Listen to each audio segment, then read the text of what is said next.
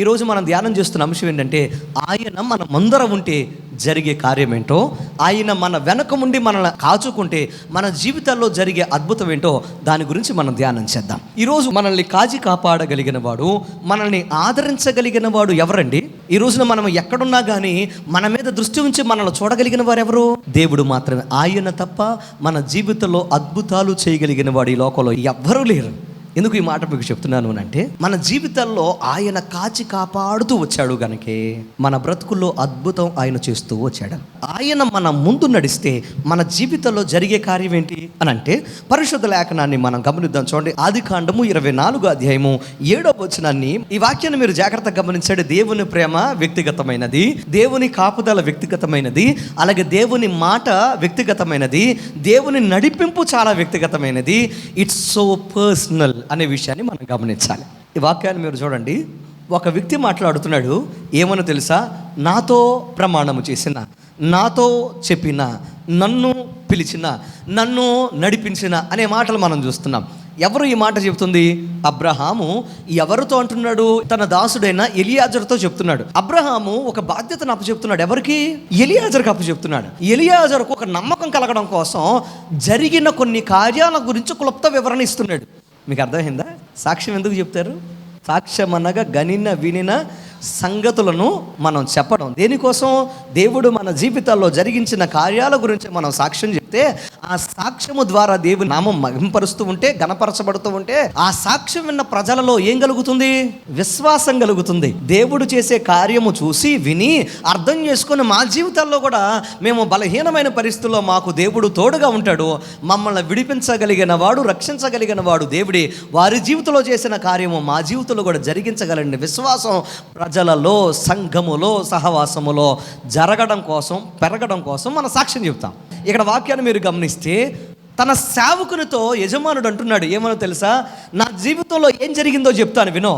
ఒక సాక్ష్య రూపములో నీ యొక్క నమ్మకం, నేను పెట్టిన బాధ్యతను నెరవేర్చడం కోసం, నీ యొక్క నమ్మకం పెరగడం కోసం, అలాగే విశ్వాసం పెరగడం కోసం, నేను చెప్పిన బాధ్యతను నెరవేర్చడం కోసం, నువ్వు కంగారు పడకుండా ఉండడం కోసం నా జీవితంలో ఏం జరిగిందో చెప్తాను విను అని ఏం చేస్తున్నాడు తెలుసా? తన జీవితంలో జరిగిన విషయాలు చెప్తున్నాడు. నన్ను పిలిచిన వారు ఒకరున్నారు, నన్ను ఏర్పాటు చేసిన వారు ఒకరున్నారు.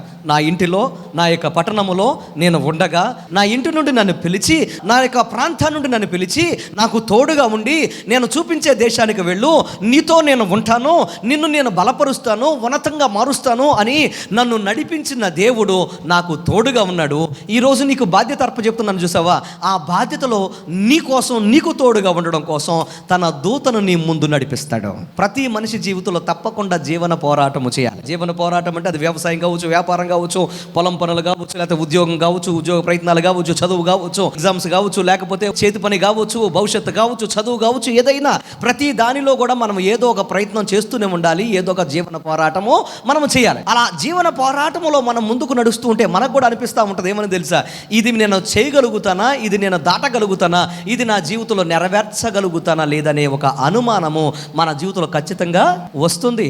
ఎందుకు ఈ మాట మీకు చెప్తున్నానంటే, మనకు జరిగే భయంకరమైన పరిస్థితులు కావచ్చు, మనం ఎదుర్కొనే అడ్డులు, ఆటంకాలు చేయవచ్చు, లేకపోతే మనం చూస్తున్న కష్టకరమైన పరిస్థితులు కావచ్చు, మన బ్రతుకులో జరగవలసిన పనులు, కొన్ని కార్యాలు జరగకపోవడం వల్ల కూడా కావచ్చు. వాక్యాన్ని మీరు గమనించండి. మన జీవితాల్లో మనకు దేవుడు తోడుగా ఉంటే ఏం జరుగుతుంది అనంటే, ఈ వాక్యాన్ని మీరు జాగ్రత్తగా చదివినట్లయితే ఇక్కడ ఒక అద్భుతమైన విషయాన్ని మనం గమనించగలుగుతాం. ఆయన మన ముందర నడిస్తే మన జీవితంలో ఉన్న ప్రతి కార్యాన్ని ఆయనే జరిగిస్తాడు. మొదలెట్టేది ఆయనే, జరిగించేది ఆయనే, ముగించేది కూడా ఆయనే. He is the beginner, he is the one who concluder. ఆయనే మొదలు పెడతారు, ఆయనే జరిగిస్తారు, ఆయనే ముగిస్తారు. అబ్రహాం అదే అన్నాడు, నన్ను పిలిచింది ఆయనే, నాకు తోడుగా ఉన్నది ఆయనే, నా జీవితంలో ఇంతవరకు నడిపించింది ఆయనే, ఆయనే నా జీవితంలో సమస్తము ముగించేది కూడా ఆయనే. ఎందుకు ఇంత ధైర్యంగా చెప్పాడంటే, నన్ను పిలిచినప్పుడు నేను చిన్న వ్యవస్థే, కానీ నన్ను పిలిచిన తర్వాత దేవుడు నన్ను అద్భుతంగా విస్తరించాడు. ఎంతగా విస్తరించాడు అనంటే, అబ్రహామును పిలిచిన తర్వాత లోతు, అబ్రహాము ఇద్దరు బయలుదేరి వెళ్ళినప్పుడు కొన్ని సంవత్సరాలు వారు ప్రయాణం చేసేటప్పటికి వారు ఆస్తులు పెరిగిపోయి, వారు మంద పెరిగిపోయి, వారి దగ్గర ఉన్న ఐశ్వర్యం పెరిగిపోయి, వారు పనివారికి పెరిగిపోయి, వారికి ఏమైంది తెలుసా? ఇబ్బంది వచ్చి ఒకరి మధ్యన ఒకరికి ఇబ్బందికరమైన పరిస్థితులు ఏర్పడినాయి. ఎందుకని? పనివారికి మధ్యన ఎందుకు పడలా? మందలు విస్తరించేసి, ఐశ్వర్యం విస్తరించేసింది. దీన్ని కాపాడుకోవడం కోసం, దీన్ని జాగ్రత్తగా మలచడం వారి వల్ల కాల. పనివారి మధ్యన భయంకరమైన ఒక సమస్య వచ్చే అంత విస్తారమైన పనివారు, విస్తారమైన ధనము, అలాగే మంద పెరిగిపోయింది. అంతగా దేవుడు విస్తరించాడు. అంత మాత్రమే కాదు, అబ్రహాముకున్న సైన్యం ఎలాంటిదో తెలుసా? అబ్రహాము సైన్యాన్ని చూసి రాజులే గజగడలాడు. అబ్రహాము దగ్గర అంత పెద్ద సైన్యము, అంత పెద్ద పనివారి సమూహము, అలాగే పెద్ద మంద, అలాగే ఆస్తులు, అంతస్తులతో దేవుడు ఏం చేశాడు? అబ్రహాముని ఆశీర్వదించాడు. దేవునికి స్తోత్రం కలుగునుగా. ఎలియాజరుతో అంటున్నాడు అబ్రహాము, ఎలియాజరు జాగ్రత్త గుర్తుపెట్టుకో, నేను చాలా బాధపడ్డాను. ఆస్తుంది, అంతస్తుంది, అన్నీ ఉన్నాయి. అప్పుడు అనుకున్నాను, నువ్వేగా నా వారసులు అనుకున్నాను, నువ్వేగా సమస్తాన్ని అనుభవించాల్సింది అనుకున్నాను. కానీ ఒక విషయం చెప్తాను విను, నన్ను పిలిచిన దేవుడు నన్ను మోడుగా మిగల్చలేదు. నాకు తోడుగా ఉన్నవాడు నాకు కుమారుడిని ఇచ్చాడు, వాగ్దానం చేసినట్లుగా 100 సంవత్సరాల వయసులో. ఈరోజు మీరు ఎవరైనా కానీ ఒకవేళ మీ జీవితాల్లో కూడా ఒకవేళ మీకు ఇలా అనిపిస్తుందేమో, ఇన్ని సంవత్సరాలు అయిపోయినాయి కదా, ఇన్ని సంవత్సరాలలో మా జీవితంలో జరగని కార్యం ఇప్పుడు జరిగేద్దా అని మీకు కూడా అనిపించవచ్చు. అబ్రహాము ఎలాగైతే పలికాడో, అసలు ఏమాత్రం అబ్రహాము విశ్వాసంతో కానీ అబ్రహాము గురించి తెలియని ఒక వ్యక్తి ఇలా అంటున్నాడు. ఏమని తెలుసా? ఇది యెహోవా వలన జరిగిన కార్యమో, ఇది అవునని కానీ కాదని కానీ మేము చెప్పలేము అన్నాడు. అబ్రహాము ఏ విశ్వాసంతో పలికాడో అదే విశ్వాసాన్ని ఎవరు చెప్తున్నారు? దేవుడంటే తెలియనివాడు అంటున్నాడు. అబ్రహాము విశ్వాసాన్ని గురించి ఏమన్నా తెలుసా? అబ్రహాముతో మాట్లాడిన దేవుడు ఈరోజు నాతో కూడా మాట్లాడుతున్నాడు. ఇది యెహోవా వలన జరిగిన కార్యము. ఎంత అద్భుతమో చూడండి.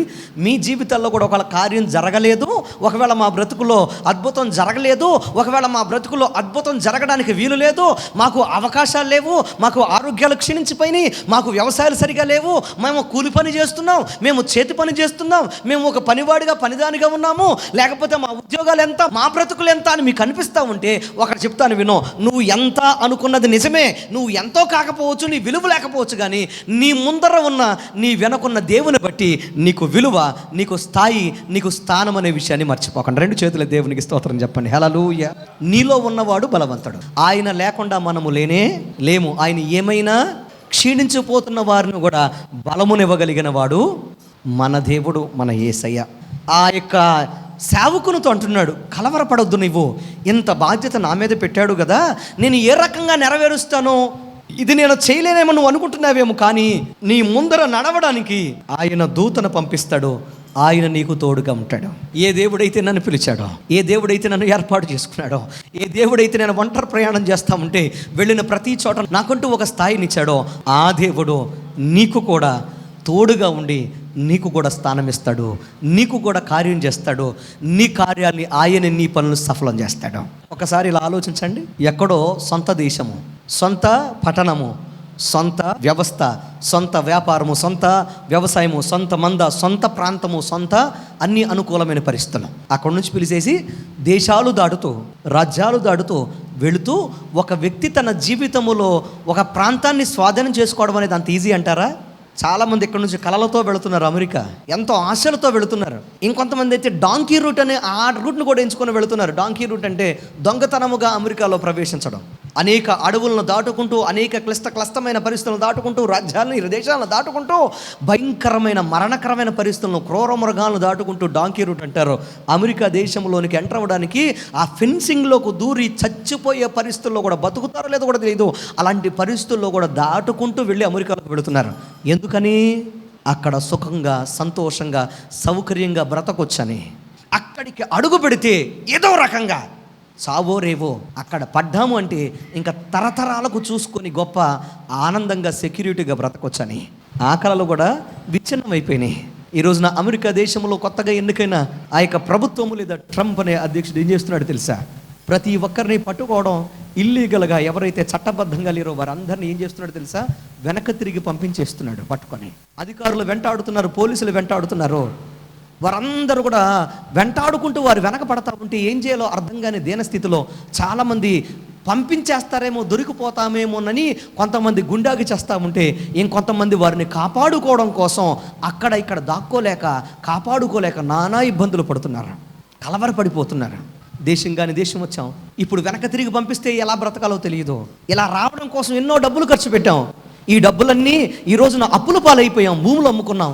ఈ రోజున మా ఇళ్ళం వేసుకున్నాం, ఈ రోజున మేము ఏమైపోవాలని కలలు చెదిరిపోయి చాలామంది బాధపడుతున్నారు. నిలువ లేడ ఉండదేమోనని బాధపడేవారు చాలామంది. ఎవరైనా కానీ నా ప్రియ తమ్ముడు, చెల్లి, సహోదరి, సహోదరుడా, అది అమెరికా దేశం కావచ్చు, ఒకవేళ అది కెనడా కావచ్చు, అది ఇండియా కావచ్చు, ఏ దేశమైనా కానీ దేవుడు గనక మనకు తోడుగా లేకపోతే మనల్ని కాచి కాపాడగలిగిన వారు ఎవరూ లేరు. ఏ దేశమైనా కానీ నీకు సురక్షితమైన అద్భుతమైన సెక్యూరిటీని ఇస్తుంది అనుకోవడం మన జీవితాల్లో మనము చేస్తున్న పెద్ద పొరపాటని మనం గమనించాలి. దేశాలు ఇవ్వలేనిది, రాజకీయ నాయకులు ఇవ్వలేనిది, అలాగే ప్రభుత్వాలు ఇవ్వలేనిది దేవుడు మాత్రమే ఇస్తాడు. ఈ రోజున ఎంతో మంది ఆశలతో వెళ్తున్న వారు నీరు గారిపోయి ఏం చేయాలో అర్థం కాని పరిస్థితుల్లో చాలామంది ఉన్నారు. ఒకవేళ మీరు కూడా అలాంటి వారైతే ఒక మాట చెప్తాను వినండి. ఒకవేళ నువ్వు ఇక్కడ సెక్యూరిటీగా ఉంటాను, ఇక్కడ సంతోషంగా ఉంటాను, ఈ దేశంలో, ఈ ప్రాంతంలో, ఈ రాష్ట్రంలో, ఈ ఉద్యోగంలో, ఈ యొక్క పరిస్థితుల్లో నేను బాగుంటాను అని ఎంతో శ్రమపడి అక్కడికి వెళ్ళావేమో, ఈ రోజు నీ పరిస్థితి మారిందేమో. ఈ వ్యక్తితో సంతోషంగా ఉంటాను, లేకపోతే ఈ కుటుంబంతో బాగుంటాను, లేకపోతే ఈ రాష్ట్రంలో, ఈ దేశంలో, ఈ గ్రామంలో, లేకపోతే ఈ ఉద్యోగంలో నేను ఆనందంగా ఉంటాను అనుకుని ఒకవేళ ఈ రోజు నా బాధను అనుభవిస్తున్నారేమో. నువ్వు అనుకున్నట్లుగా నీ పరిస్థితులు లేవేమో. ఒక్క మాట చెప్పనివ్వ, నీతో దేవుడు కనుక తోడుగా ఉంటే, నీతో కనుక దేవుడు వస్తే, నీకు ముందర దేవుడు నడిస్తే, నీకు అననుకూలంగా ఉన్న పరిస్థితులను కూడా అనుకూలంగా ఆయనే మార్చగలడు. ఒక ద్వారము ముయ్యబడితే 100 ద్వారాలు ఆయనే తెరుస్తాడు. ఒకరు నిన్ను తరిమేస్తే ఆయన 100 మంది నిన్ను చేరదీసేటట్లుగా ఆయన మాత్రమే చేయగలడు. ఒక్క అవకాశాన్ని నువ్వు కోల్పోతే నీకు 100 అవకాశాలు ఆయన మాత్రమే ఇవ్వగలిగిన వాడు. ఆయన తప్ప ఈ కార్యము మన జీవితాల్లో ఇంకెవరూ చేయలేరు. ఎందుకు ఈ మాట మీకు చెప్తున్నానంటే, భయంకరమైన దేశాల మధ్యన, భయంకరమైన ప్రాంతాల మధ్యన ఒక కుటుంబాన్ని నడిపించాడు దేవుడు, ఒక వ్యక్తిని నడిపించాడు. అలా నడిపించి అడుగుపెట్టిన ప్రాంతంలో విజయం ఇచ్చి, అడుగుపెట్టిన దేశంలో విజయం ఇచ్చి, అడుగుపెట్టిన జనాల మధ్యన విజయం ఇచ్చి, అడుగుపెట్టిన భూమిలో విజయం ఇచ్చి, అడుగుపెట్టిన వ్యవసాయంలో విజయం ఇచ్చి, అడుగుపెట్టిన ప్రాంతంలో విజయం ఇచ్చి, తన యొక్క కుటుంబం అంతా దాన్ని సొంతం చేసుకునేటట్లుగా చేసి ఒక దేశముగా మార్చాడు. నేను సేవిస్తున్నా, నీవు సేవిస్తున్నా మన ప్రభువైన యెహోవా దేవుడు, ఆయనే ప్రభువైన యేసుక్రీస్తు. ఈరోజు మిమ్మల్ని కూడా అలా మార్చగలడు. మీ కార్యాలని ఆయనే సఫలము చేయగలిగిన వాడు. అందుకోసమే మీరు గమనిస్తే 57వ కీర్తన 2వ వచనంలో, మహోన్నతుడైన దేవునికి నా కార్యము సఫలము చేయు దేవునికి నేను మొర్రపెట్టుచున్నాను అంటాడు కీర్తనకారుడు. ఎవరికి చెప్తున్నాను? నేను నా కార్యమును సఫలము చేసే దేవుడు అని అంటాడు. ఎందుకని? ఒక మనిషి ఇంకొక మనిషి సహాయం కోరగలడు, ఒక మనిషి రాజకీయ నాయకుడు సహాయం కోరగలడు, ఒక మనిషి ప్రభుత్వ అధికారి సహాయం కోరగలడు, కొంతమంది ప్రజలు వెళ్ళి ఒక రాజుకో, రాజ్యంలో ఉన్న గొప్ప స్థాయిలో ఉన్న వ్యక్తికో సహాయం కోరగలడు. మరి ఆ గొప్ప వ్యక్తి ఎవరు సహాయం కోరగలడు? ఒక రాజు ఎవరు సహాయం కోరగలడు? మనుషులు సహాయం కోరగలడా? మాకే దిక్కు లేదంటే నువ్వు వచ్చి మమ్మల్ని అడిగితే నువ్వే మమ్మల్ని పట్టించుకోవాల్సిన వాడు, నువ్వే మమ్మల్ని పోషించగలిగిన వాడు, నువ్వే ఎలాగంటే ఎలానైనా అంటారా లేదా? అదే అంటున్నాడు. ఏమనంటే నేను మనుషుల సహాయం కోరట్లా, నా కార్యములు సఫలం చేసే వారెవరో నాకు తెలుసు, ఆయనకే నేను మొరపెడుతున్నాను. నీ కార్యము ఎవరు సఫలం చేస్తారు? మీకు మాట చెప్పిన, ఈరోజు చదువుకున్న వారి జీవితంలో చాలా భయంకరమైన ఒక అనుమానం. ఒక్కొక్క కాలేజీ నుంచి, ఒక్కొక్క యూనివర్సిటీ నుండి ఎంతమంది వస్తున్నారు తెలుసా? కొన్ని వందల, వేల, లక్షల మంది బయటకు వస్తున్నారు. డిగ్రీస్ తీసుకొని, పట్టాలు తీసుకొని, ఎలా బ్రతకాలో అర్థం కాక, ఎక్కడ ఉద్యోగం దొరుకుతుందో అర్థం కాక చాలామంది గుండె ఆగిపోయే పరిస్థితులు. బాధ్యత కలిగిన విద్యార్థులు, నేను అందరి గురించి చెప్పట్లా, కష్టపడి చదివేవారు చాలా కంగారు పడుతున్నారు. నాతో చాలామంది యవనస్తులు మాట్లాడుతూ ఉంటారు. ఒక్కొక్క తమ్ముడు వచ్చి, ఒక్కొక్క సహోదరు వచ్చి, పరిస్థితి ఎలా ఉందన్నా, అవకాశాలు లేవండి, ఏం చేయాలో అర్థం కావట్లేదండి అని వారు చెబుతూ వారు కళ్ళ వెంట నీళ్లు పెట్టుకుంటా ఉంటే గుండె కరిగిపోతుంది, గుండె బద్దలైపోతుంది. ఉన్న అవకాశాలు చాలా తక్కువ, దానికోసం పోటీ పడేవారు వేల మంది, లక్షల మంది. ఈరోజు అలాగ మీరు గనక ఒకవేళ కంగారు పడుతూ, మీరు కూడా ఒకవేళ ఇంతమంది మధ్యన నాకు ఎక్కడ ఉద్యోగం వస్తుంది, ఇంతమంది కాంపిటీషన్ మధ్య నేను ఎలా నిలబడతానో, నా బ్రతుకులో ఎలా విజయం సాధిస్తానో, నాకంటూ ఒక రోజు ఉంటుందా, నేనేమైనా చేయగలనా లేదా, ఒకవేళ నాకంటూ ఒక కుటుంబంగా, నాకంటూ ఒక ఉద్యోగంతో నిలబడగలనా, నేను చదివిన చదువుకు, కష్టపడిన కష్టానికి ఒక అర్థం ఉంటుందా అని మీరు గనక బాధపడుతూ ఉంటే, ఈరోజు నా దేవుడు మీతో మాట్లాడుతున్నాడు. మిమ్మల్ని ఏర్పాటు చేసుకున్నవాడు, మిమ్మల్ని పిలిచినవాడు, ఆయన సన్నిధిలో కూర్చోబెట్టినవాడు ప్రభువైన యేసుక్రీస్తు. 100 మంది మధ్యన జక్కయ్యను చూసి పేరు పెట్టి జక్కయ్య దిగిరా అని పిలిచిన దేవుడు. ఈ రోజున మీ జీవితాల్లో కూడా 100 మంది ఉండొచ్చు, 1000 మంది ఉండొచ్చు, లక్షల మంది ఉండొచ్చు, ఉన్న అవకాశాలు చాలా తక్కువగా ఉండొచ్చు, కానీ నా దేవుడు మిమ్మల్ని పిలుచుకున్నాడు. నా దేవుడు మిమ్మల్ని ఆయన రక్తం ఇచ్చి ఆయన మిమ్మల్ని పవిత్రపరుచుకున్నాడు. ఆయన రక్తములో మిమ్మల్ని కడుక్కున్నవాడు. యు ఆర్ చూసన్ అని మీరు మర్చిపోవద్దని మీకు మనము చేస్తున్నాను. మీరు ఎంపికలో ఉన్నవారు, ఎంచుకున్నవారు. మీ చదువు, మీ ఉద్యోగ ప్రయత్నాలు ఆయనే నెరవేరుస్తాడు. తప్పకుండా మీ జీవితాల్లో మీ కష్టానికి ఆయన ప్రతిఫలం ఇచ్చే దేవుడు. నమ్ముట నీ వలనైతే నమ్మువానికి సమస్తము సాధ్యమే. ఎందుకు ఈ మాట మీకు చెప్తున్నాను తెలుసా? నీవు నమ్మావు ఎవరిని? సజీవుడైన దేవుణ్ణి. ఆయన నామములో నువ్వు చదివావు, ఆయన కుమారుడిగా నువ్వు కష్టపడ్డావు, ఆయనే నీకు దారి చూపిస్తాడు. ఉద్యోగ ప్రయత్నాలు చేస్తున్న విద్యార్థులు, తమ్ముళ్ళు, చెల్లెళ్ళు, కంగారు పడకండి. నా దేవుని యందు విశ్వాసంతో మీరు ముందుకు సాగగలిగితే అవకాశాలు లేని చోట కూడా అవకాశాలు కల్పించి సృష్టించి నిన్ను ఒక అద్భుతమైన ఒక పాత్రగా ఆయనే నిలబెడతాడు. అందుకోసమే చదివిన ప్రతి ఒక్కరు కూడా, ఉద్యోగ ప్రయత్నాలు చేస్తున్న ప్రతి ఒక్కరు కూడా ఎవరి మీద నమ్మకం పెట్టుకోవాలి? మన దేవుని మీద మాత్రమే నమ్మకం పెట్టుకోవాలి. ప్రయత్నం మనం చేస్తే, ఆయన సేవకుల మాట మీద నమ్మకం పెట్టుకుని ముందుకు సాగిపోతే తప్పకుండా మన జీవితంలో నిలబడే శక్తిని, నిలబడే స్థానాన్ని ఆయన అనుగ్రహిస్తాడు. ఆయన చేస్తాడండి, నమ్మండి. ఆయన మనల్ని విడిచిపెట్టే దేవుడు కానీ ఆయన కార్యం చూడడం కోసం అబ్రహాము 100 సంవత్సరాలు ఎదురు చూశాడు. ఆయన కార్యం నెరవేర్చబడడం కోసం తన భార్య 80 సంవత్సరాలు ఎదురు చూసింది. ఈ రోజున మీ జీవితంలో కూడా కార్యం చేస్తాడు. ఈ రోజున చదువుతున్న పిల్లలకు చెప్తున్న జాగ్రత్త వినండి. కుమారులకు ప్రత్యేకంగా చెప్తున్నా వినండి. ఈ రోజున మీలో చాలామంది ఎగ్జామ్స్ రాస్తున్న ప్రతి ఒక్కరు గుర్తుపెట్టుకోండి ఈ మాట.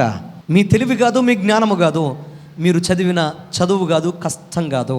మీరు దేవుని పిల్లలుగా నా ముందు దేవుడు ఉంటే, నన్ను దేవుడు బలపరిస్తే, నేను సమస్తము చేయగలన్న విశ్వాసంతో గనక నువ్వు నీ ఎగ్జామినేషన్లో నువ్వు నిలబడితే, నువ్వు కూర్చున్న ఆ ఎగ్జామినేషన్ హాల్లో నిన్ను బలపరచగలిగిన వాడు నా దేవుడు.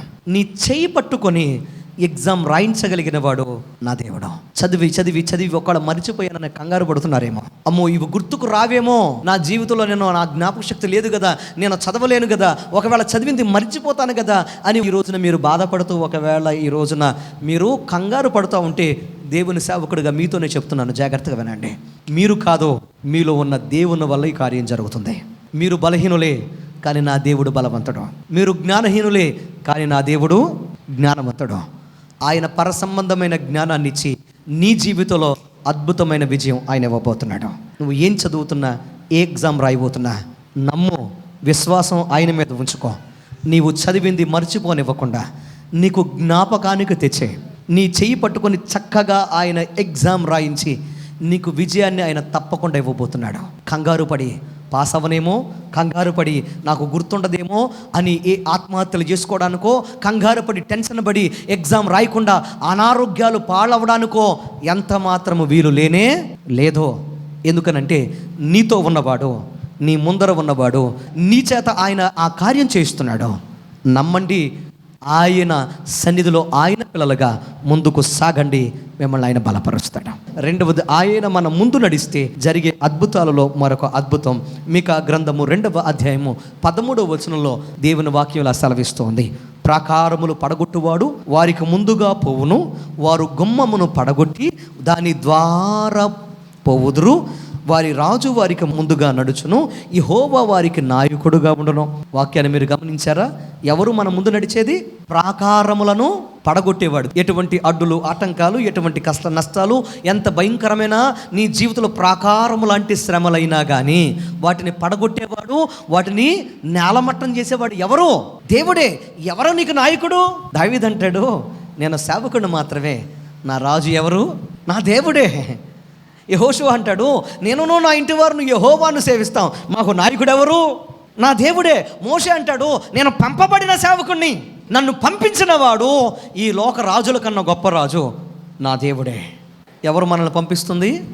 ఎవరు మనల్ని బ్రతికిస్తుంది? ఎవరు మనల్ని పిలిచింది? ఎవరు మనల్ని నిలబెడుతుంది? ఎవరు మనల్ని ముందుకు ప్రోత్సహిస్తుంది? మన నాయకుడు. వాక్యాన్ని మీరు గమనించారా? మన నాయకుడు. ఎవరా నాయకుడు? ప్రభువైన యేసుక్రీస్తు మన దేవుడు. ఎన్ని శ్రమలు వచ్చినా, ఎన్ని అడ్డులు వచ్చినా, ఎన్ని ఆటంకాలు వచ్చినా, నిలబడింది ఎంత పెద్దదైనా కానీ దాన్ని నేలమట్టం చేయగలిగిన దేవుడు నా దేవుడు. ఇశ్రాయేల్ ప్రజలు నడుస్తూ ఉంటే రాజు నిలబడ్డాడు గొప్ప ప్రాకారముగా. పడగొట్టాడా లేదా? ఫరోను ఎందులో కప్పెట్టాడు? ఎర్ర సముద్రంలో కప్పెట్టాడా లేదా? సముద్రమే ప్రాకారంగా నిలబడింది. ఏం చేశాడు? 2 పాయలుగా పగలగొట్టాడా లేదా? యోర్దాను నది ఎదురొచ్చింది గొప్ప ప్రాకారంగా. ఏం చేశాడు? 2 పాయలుగా చీల్చాడా లేదా? ఎరుకో గోడలు అడ్డొచ్చినాయి. ఏం చేశాడో? బూడిదలాగా నేలమట్టం చేశాడా లేదా? నమ్ముట నీ వలనైతే నమ్మువానికి సమస్తము సాధ్యమే. ఆయన అద్భుతాలు చేయగలిగిన వాడు. మీ సమస్యలు ఎంత పెద్దవైనా దాన్ని పడగొట్టగలిగిన వాడు, దాన్ని కప్పెట్టగలిగిన వాడు, దాన్ని చీల్చగలిగిన వాడు, దాన్ని కోల్చగలిగిన వాడు, మట్టిలో పూడ్చిపెట్టగలిగిన వాడు నా దేవుడు మాత్రమే. ఆయన సమస్తము చేయగలిగిన దేవుడు. స్తుతి నీ నోట ఉంటే ఎంతటి గొప్ప ప్రాకారాలైనా కూలిపోవలసిందే. ఏంటి నీ సమస్య? అప్ప ఏంటి నీ సమస్య? నిరుద్యోగమా? ఏంటి నీ సమస్య? గర్భఫలము లేకపోవడమా? ఏంటి నీ సమస్య? వివాహం కాకపోవడమా? ఏంటి నీ సమస్య? ఒకవేళ నీ జీవితంలో అనారోగ్యమా? వ్యవసాయం కావచ్చు, వ్యాపారం కావచ్చు, ఉద్యోగం కావచ్చు, ఏదైనా కానీ ఒకవేళ నీ జీవితంలో నువ్వు గనక ఈ రోజు లేని స్థితిలో అవమానకరమైన పరిస్థితుల్లో ఉంటే, నీ ముందున్న పెద్ద సమస్య నువ్వు కనపడకుండా నిన్ను కప్పేసి ఉంటే, నిన్ను మరుగున చేసి ఉంటే, నేను దాన్ని జయించలేనేమో, అది నా జీవితంలో వల్ల కాదేమో, దీని నుండి నేను బయట పడలేనేమో అని అనుకుంటే నా దేవుడు నీతో మాట్లాడుతున్నాడు. నిన్ను కప్పేసే, నిన్ను ఒకవేళ మరుగున పరిచే ఆ సమస్య ఎంత పెద్దదైనా దాన్ని నీ జీవితంలో నుంచి ఆయన కూకటి వేళతో దాన్ని తీసవతల పడేయగలిగిన గొప్ప సమర్థుడు నా దేవుడు, నీవు నేను సేవిస్తున్న ప్రభు అయిన యేసుక్రీస్తు మాత్రమే. నమ్మండి, ఓపికతో ఎదురు చూడండి. నీ ముందు నడిచేవాడు అద్భుతం చేయబోతున్నాడు. ఆయన మన ముందు నడిస్తే ఏం జరుగుతుందంటే అడ్డులు ఆటంకాలన్నీ కూలిపోతాయి. మూడవది, ఆయన మన ముందర నడిస్తే ద్వితీయోపదేశకాండం 1వ అధ్యాయం 31 నుండి 33 వచనాల్లో ఈ మాట వ్రాయబడింది. మీకు త్రోవ చూపించి మీ గుడారములను వేయవలసిన స్థలమును మీకు స్థిరపరచునట్లు రాత్రి అగ్నిలోనూ పగలు మేఘములోనూ మీకు ముందర నడిచిన మీ దేవుడైన యెహోవా. ఇక్కడ వాక్యాన్ని మీరు గమనిస్తే నిజంగా మన జీవితంలో మనం ముందుకు వెళుతున్నప్పుడు ఎన్నో కష్టమైన పరిస్థితులు వస్తూ ఉంటాయి. మన జీవన యానంలో మనం ముందుకు సాగాలి, అది దేవుని చిత్తం. గొప్ప అద్భుతమైన ప్రపంచాన్ని ప్రభావితం చేసిన గొప్ప శాస్త్రవేత్తలలో ఒక శాస్త్రవేత్త ఆల్బర్ట్ ఐన్స్టీన్ తన కొడుకుని ప్రోత్సహిస్తూ ఒక మంచి ఉత్తరం రాసి, ఆ ఉత్తరంలో రాశాడు ఏమనంటే, life is like riding A bicycle, to keep your balance you must keep moving. To keep your balance you must moving అని అంటాడు. అంటే దాని అర్థం ఏం తెలుసా? జీవితం అనేది ఎలాంటిదంటే ఒక సైకిల్ను మనం తొక్కుతున్నటువంటిది. జీవితాన్ని దేంతో పోల్చాడు? ఒక సైకిల్ ప్రయాణంతో పోల్చాడు. నువ్వు సైకిల్ తొక్కుతున్నప్పుడు నువ్వు పడిపోకుండా ఉండాలి అంటే ఆ బ్యాలెన్స్ నువ్వు కాపాడుకోవాలంటే ఏం చేయాలి అంటాడు. సో ఇప్పుడు మీరు సైకిల్ తొక్కుతున్నప్పుడు మీ 2 కాళ్ళు పెడల మీద ఉన్నాయి. ఇప్పుడు అది నిలకడగా ఉండాలి, పడిపోకుండా ఉండాలంటే ఏం చేయాలి? తొక్కకుండా దాని మీద కాళ్ళు పెట్టుకుంటే ఉంటుందా? ఖచ్చితంగా పడిపోద్ది. నువ్వు బ్యాలెన్స్ చేయాలి, అది పడకుండా నువ్వు కాపాడుకోవాలి అని అంటే నువ్వు తప్పకుండా ముందుకు సాగాలి, మూవ్ అవుతూ ఉండాలి, ఎదర కదులుతూ ఉండాలి. ఎప్పుడు కదలడం మానేస్తావు ఆ రోజు పడిపోతావు. ఎప్పుడు కదలడం మానేస్తావు ఆ రోజు నువ్వు కొలాప్స్ అయిపోతావు. ఎప్పుడు కదలడం నువ్వు మానేస్తావో ఆ రోజు ఏమైపోతావు తెలుసా? నువ్వు పడి భయంకరమైన గాయాల పాలవుతావు. అందుకోసమే యూ షుడ్ కీప్ మూవింగ్. నువ్వు కదులుతూనే ఉండాలి. ఈ గొప్ప వ్యక్తి యొక్క అద్భుతమైన మాటకు ప్రేరేపణ ఏంటో తెలుసా? ఆగిపోక సాగిపోండి. మనం కదలాలి, అది దేవుని చిత్తం. కదలకపోతే పడిపోతాం. కదలకపోతే ఏమవుతుంది తెలుసా? గాయాల పాలైపోతాం. కదలకపోతే భయంకరమైన చీకటికరమైన అంధకార పరిస్థితులు మనం కొట్టుమిట్టాడాల్సిన పరిస్థితులు ఏర్పడతాయి. ఈ రోజున మసకబారిపోయి ఉన్నారేమో. ఒకప్పుడు వెలిగేవారే, ఒకప్పుడు చాలా బ్రైట్గా ఉన్నవారే, చక్కగా కాంతివంతంగా ఉన్న కుటుంబాలు, కాంతివంతంగా ఉన్న వ్యక్తిగత జీవితాలు ఈరోజు మసకబారుతూ వచ్చినాయేమో. ఒక మాట చెప్తాను వినండి, అది వ్యవసాయమైనా, వ్యాపారమైనా, ఉద్యోగమైనా, ఏ పరిస్థితుల్లో మీరు మసకబారినా కానీ నా దేవుడు ఒక్కసారి నీ జీవితంలోకి వచ్చాడంటే నువ్వు ప్రకాశవంతంగా వెలగడం ప్రారంభిస్తావు. ఆయన అద్భుతకరంగా మన జీవితాలని మార్చేయగలడా?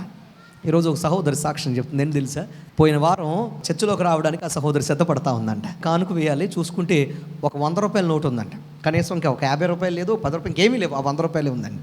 ఒంటరి మహిళ ఇప్పుడు కానుక వేయాలి ఆలోచిస్తూ ఉందంట. గబుక్కున కనుక నేను ఇప్పుడు ఈ కానుక వేసేస్తే ఏదన్నా తలపోటో లేకపోతే ఏదో అవసరం వచ్చింది, ఇప్పుడు ఈ కానుక పట్టుకెళ్ళి అందులో ఇస్తాం అనుకో, మరి నాకు ఎవరు ఇస్తారు? గబుక్కున తెచ్చి పెట్టడానికి కూడా ఎవరు లేరుగా అని ఆలోచించుకుంటూ తన భర్త చెప్పిన మాట గుర్తొచ్చి ఏం చేసిందంటే ఉన్నది ఉన్నట్టు తీసుకొచ్చి ప్రార్థన స్టార్ట్ అవ్వగానే తనకు అవకాశం లేక ఇక ఉందని మన దేవునికి ఇచ్చేద్దాం, ఇవ్వకుండా ఉంటాం మంచిది కదని ఏం చేసిందంటే తీసుకొచ్చి కానుక పెట్లు వేసేసిందంట.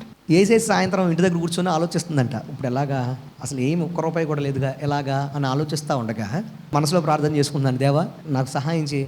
ఈ లోపల ఒక ఫోన్ వచ్చిందంట. 3 సంవత్సరాల క్రితం ఒక వ్యక్తి డబ్బులు ఇవ్వాల్సిన వాడు 3 సంవత్సరాల క్రితం. అసలు ఈ సహోదరు కూడా మర్చిపోయారంట. ఫోన్ చేసి చెప్తున్నారంటే ఏమో తెలుసా? ఏమండి మీకు నేను 13,000 ఇవ్వాలి, 13,000 అయితే అందులో అయితే ఇవ్వాలంట. నీకు 5,000 నేను ఫోన్పే చేశాను, ఆ ఫోన్పేని డబ్బులు మీరు చెప్తే తీసుకొచ్చి మా వాళ్ళు మీకు ఇవ్వబోతున్నారు, 5,000 నేను పంపిస్తున్నానండి ఫోన్ చేసి చెప్పిందంట. ఇచ్చిందంత 100 రూపాయలు దేవునికి ఇచ్చేసింది.